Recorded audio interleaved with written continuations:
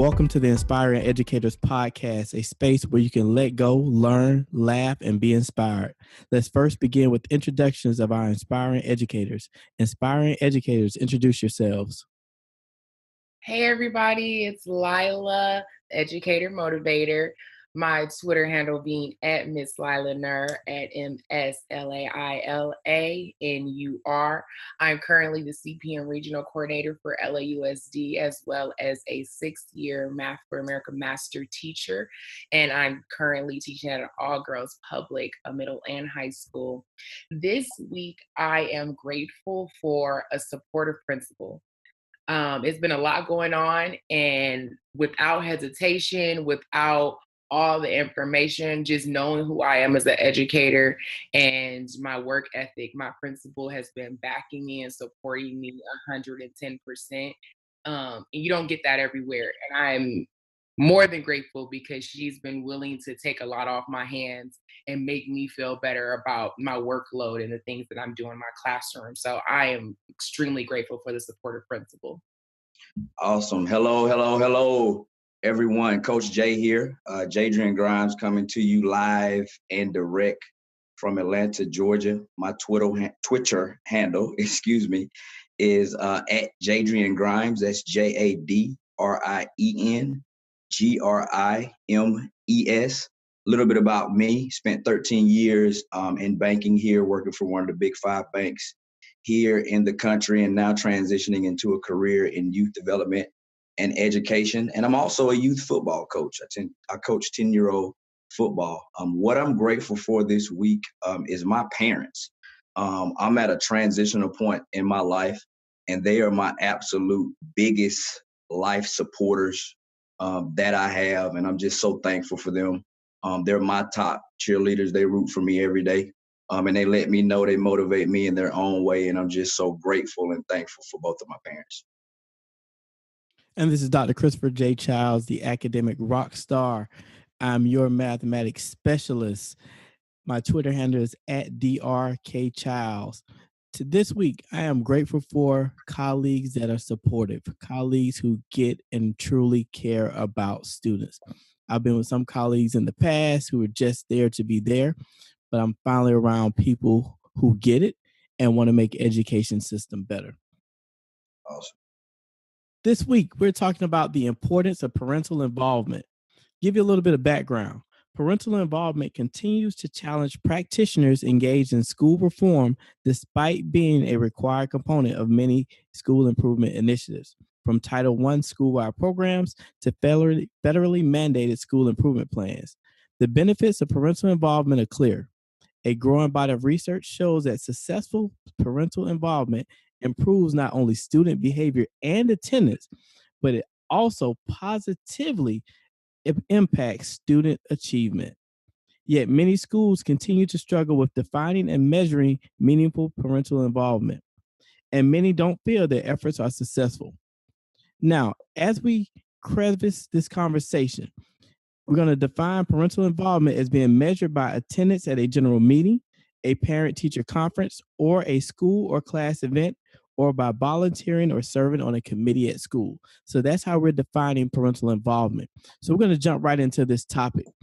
Why is it important that parents are involved in their child's education? I'm going to open it up to these inspiring educators. Oh, loaded, actually. So relevant to me this week.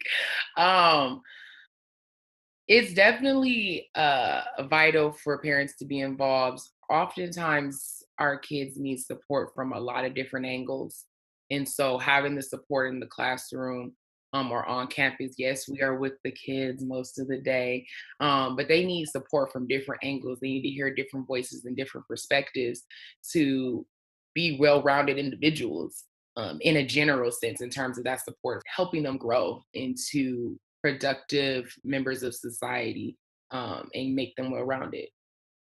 To kind of add to that sentiment, I think you're spot on. Wholeheartedly, I think it's a parental responsibility to be involved in your child's life, period. Especially with, what's going on day to day with their schoolwork. I remember growing up, I remember K through 12 my mom knew all of my teachers, like not one, not two, but all of them. So not only did that help, naturally keep me accountable from the teacher to student standpoint, but from the parent to student standpoint. So I just think it's your parental responsibility to be involved. You're responsible for that child for at least 18 years until they graduate, in my opinion. So it's your parental responsibility to do it. I like how you said it's a parental responsibility. I remember when I was a child growing up, and I used to get in trouble, and I used to come home with a letter from school saying I got in trouble. How many of you all listeners remember hearing these words? Don't make me come out to that school. Yes, sir. Now, whether or not they were actually going to come out to the school, you never knew. But I personally did not want to take that chance. No, sir. That my mother was coming to the school, but that also showed me the importance, how important she felt education was and what it really meant to her. Yeah. It wasn't a place of clowning. So as Jadrian pointed out, thinking about how do we get these parents involved? So what are some things that parents can do to get involved in their child's education? Oh man, the list is long. I know that there are people in our math department who send home small homework activities that allow parents to, get involved with their kids and have discussions. Parents can make sure that they're maybe volunteering if they have time, keeping in contact with teachers, asking their kids about their day, taking them on educational activities. The list goes on and on about what you can do. It doesn't have to be formal. It doesn't have to be something that's high level. A simple, how can you take what you know in math and apply it to something that we're doing, or what does it mean to you, or what's going on in our world today? I'm going to take it a step back as you were talking about different ways to get parents involved. But schools also need to think about, are they creating a welcoming climate for parents to come? Think about how many times in school, the environment, when a parent comes, typically if it's a parent teacher conference, it's a negative connotation. Mm-hmm. So thinking about how do we change the climate of schools, as you were saying, some different ideas, Lila, for parents to want to come out to the schools. Are schools still, from a large majority standpoint, still doing open houses? Like, do you all still see that? Yes, they still have open houses, but again, how do you make it warm and welcoming where parents feel that it's valuable to them to come? How many parents want to come to open house and hear a lecture? Oh. I understand we want to talk about rules and regulations, but yeah, we don't want to be lectured. So why do we think parents want to be lectured at open houses? Absolutely. I guess it's finding a way to creatively, incorporate, their personalities and whatever message they want to get across on that day. Is how can you creatively couple the two where it's not bland and boring, but you still get your message across, but this parent still gets a great idea of who's going to be teaching my child at the same. So I think you point out a great thing, that their word is going to be engagement. Not how do we get parents to come, but how do we engage them in the not the conversation, but also the process. Absolutely. I think you have to, parents want to know about their kids. So instead of just saying, hey, we're here for you to know about your kids and their specific grades, or whether or not there's something that's bad that's happened, let's talk about all the other amazing things that your kids are doing here in this classroom, in the other classroom, across classrooms. Something that I noticed about your child, or we noticed about the student body as a whole. I think that unfortunately, back to school night, parent teacher conference just has such a bad connotation over the years, that it's about talking about the grades and the bad grades, and we need to do X, Y, and Z. Well, can we also talk about all the other amazing things that are happening with our kids, that we need to, give them accolades for and celebrate? And I think that can get exhausting. Like, think about that as an educator. Like, if you have 100 students and the parent teacher conference is up, the cliche thing to do is we're going to talk about, like Lila mentioned, grades, behavior, XYZ. Like that kind of like that can suck the energy out of a person just talking about that specific. Like what else is going on? Like you said, I mean, the other stuff is important. What leadership characteristics did your child show this week? Or what did they do that was great? Or what are you seeing in this child that could help them get to another level of whatever that may be? So I think you made a good point with that, but it's how do we make it more robust as opposed to we're just coming to talk about grades and behavior. So one of the things I did, I was a third-year teacher, and my assessing administrator challenged us in the first 2 to 3 weeks of school, contact every single parent. Ooh. Wow. Just the first, before behavior issues started, contact every single parent and tell them something good about their child. So I did the proverbial, hey, here's the paperwork, send it home. I need you to bring it back with your parents' contact information. In the first week, I contacted 75% of the parents. When students found out I was actually contacting their parents, other students brought in the forms like, hey, I gave you the wrong number the first time. Let me give you my parents' real number. So that was funny. That was funny, but what I did was I called the parent and said, hey, Mrs. Johnson, how are you doing today? My name is Christopher Childs. I'm teaching Algebra 1 for your child. He is a pleasure to have in class. He's been answering questions. Every single time the phone would drop because they were shocked. A teacher called them with good news about their child. B, their child was participatory in school. Wow. That changed the dynamic the entire school year. And then if I had to call Ms. Johnson later, one, the student knew if I said I'm calling your mom, I'm actually going to call your mom, which a lot of times just saying I'm going to call rectify the behavior. But two, when I call Ms. Johnson the next time, she's like, oh, you're that teacher that said something good. So what's going on now? And I would tell them the new behavior, like I would take care of it. And it's that relationship that I built in those first 2 weeks. Totally set the tone, man. I like that. I've never heard of that before. That's crazy.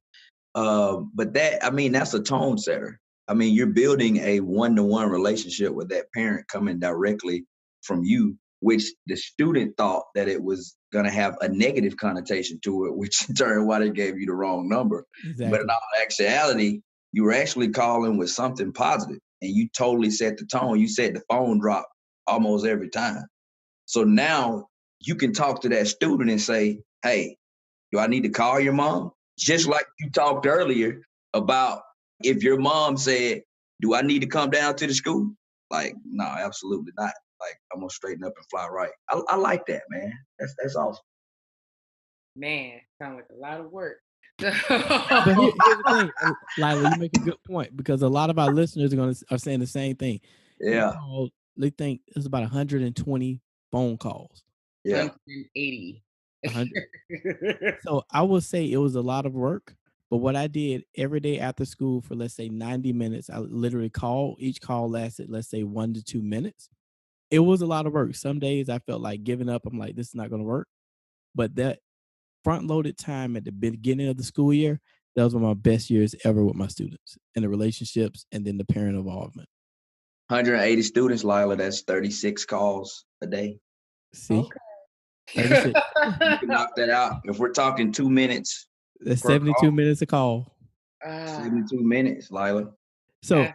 we I'm not saying it's not gonna be worth it, but listen,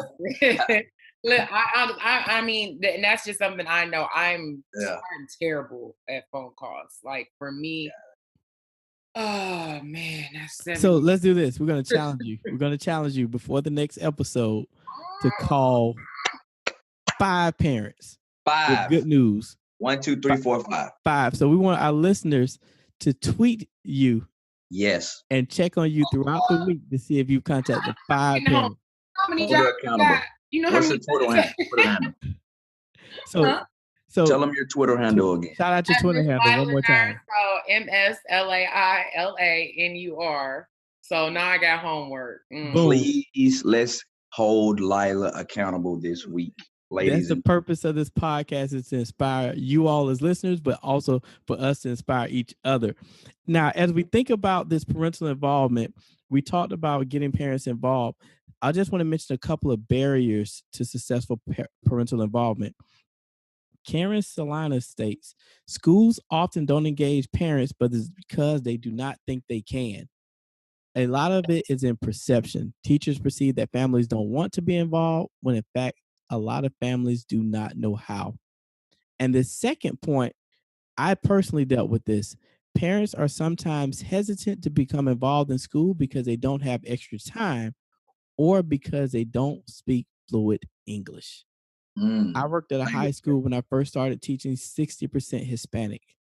And that was one of the bigger things the parents told me. Either they were not fluent in English, or in their home country, parental involvement was not the thing to do. So it was also a cultural shift to, hey, here you can come into the school and be participatory. Right. I think I think that the for me, what really kind of settles with me is the idea that they don't know how to be involved. Because now I'm at a school that has high parental involvement, and I'm not used to it. I'll be honest, I'm a little taken aback, because I'm coming from, we got to fight. Like, I mean, parent teacher conference, I got maybe 7 kids, 7 parents there, and 4 of them already have great grades. So I'm not even seeing, the parents sometimes that I really want to see or have those conversations with. So it's a lot, but I will say, even with them not necessarily knowing the ins and outs about how to appropriately be involved, I think any involvement is going to be good, even if it's not structured appropriately, even if it doesn't start off right. I think starting that interaction helps everybody involved. It's helping me figure out how to best approach parents and what I need to do to in order to front load a lot of information that they want. Like, we're in a day and age of information, like my principal said. Everybody want to be informed. Everybody wants to know everything that's going on, especially for the younger kids. So I'm now learning how to make sure that my parents are aware of things that are going on before they ask me what's going on. I'm in a space now where I'm like, I'm a little irritated. It's a lot. I'm overwhelmed. However, I am growing from the experience. There are things that I'm learning that I can be doing or that I should be doing that would make my life, kids' life, parents' life a lot easier and better. I think that's key that you say you're growing. That's the key. And I think a lot of our listeners out there, we don't want them to come across as thinking this is going to happen overnight, but it's going to be a process. It's going to take time, them working together.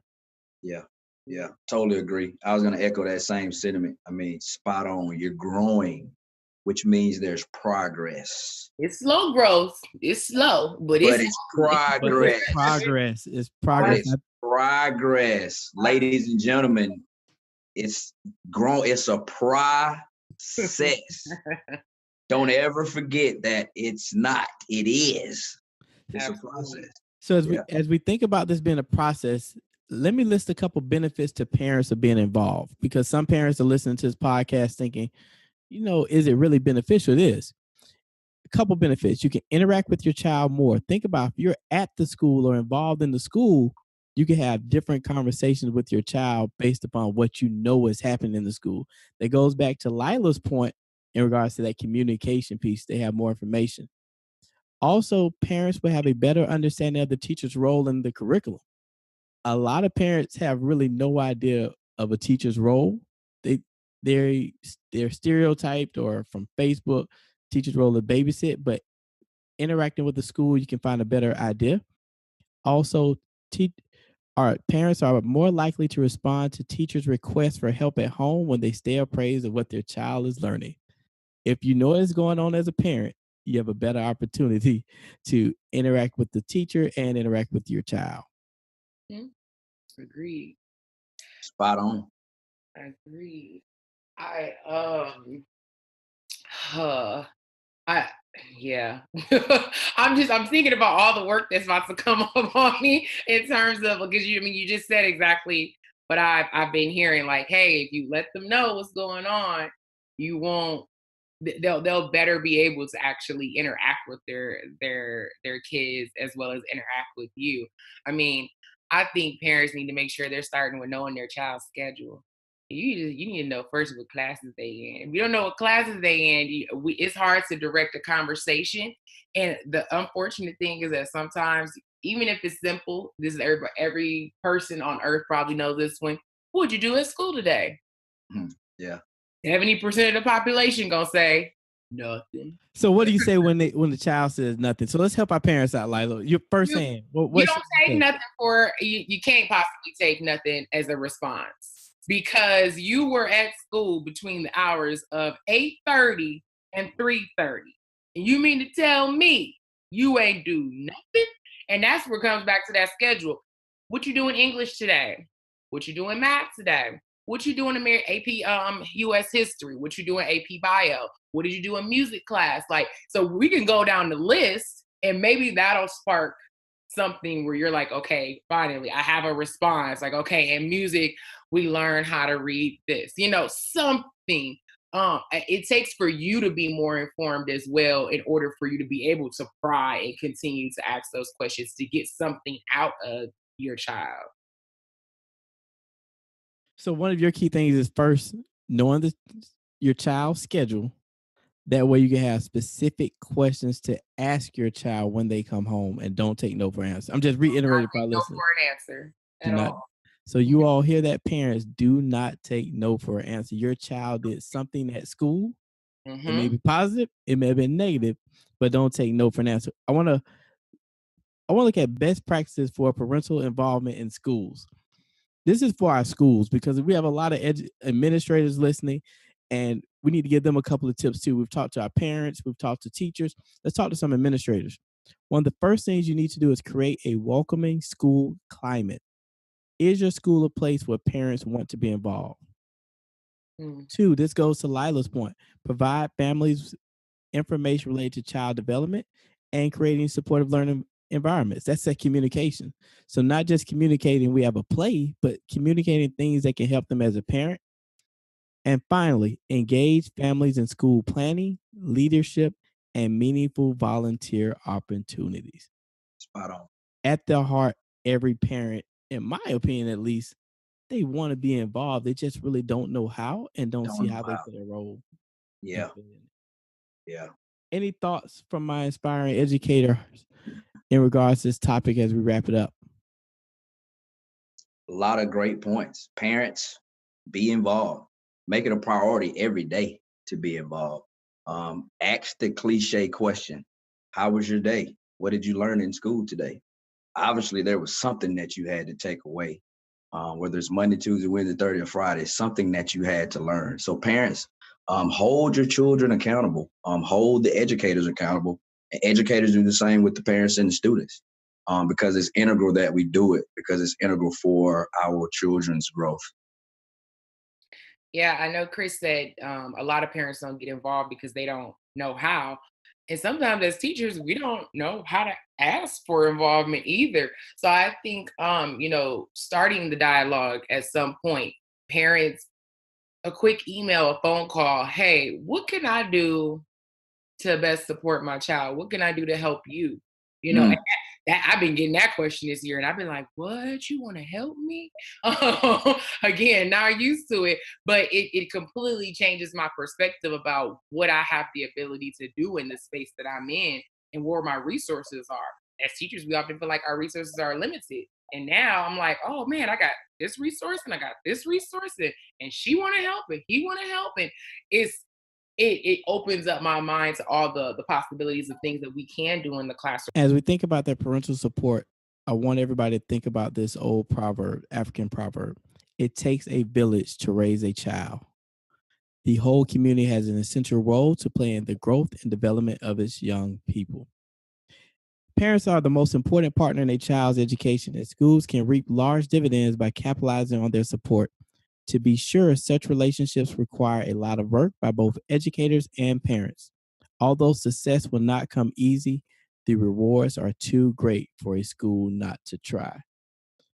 Again, as we think about the importance of parental involvement, what I want to do is challenge the listeners. What is one thing you're going to do to increase parental involvement? If you're a parent, how are you going to increase your parental involvement in your child's school? If you're a school, how are you going to increase parents' parental involvement at the school? If you're an educator, as Lila is going to do this week, make 5 calls. Yep. What are you going to do to increase your involvement or parental involvement within just the students that you serve? As we think about that and meditate that, we're going to leave you with our inspirational moment by the one and only Jadrian Grimes. This inspirational moment is designed to inspire our listeners. Jadrian. Awesome. Thanks, Chris. And I'll be brief. I kind of want to park to what you were just talking about, the old African proverb that it takes a village to raise a child. What that simply means is that it takes an entire community of different people interacting with children in order for a child to experience and grow in a safe environment. Back in the day, in Africa, what they did was everyone looked after everyone's children, families, everybody.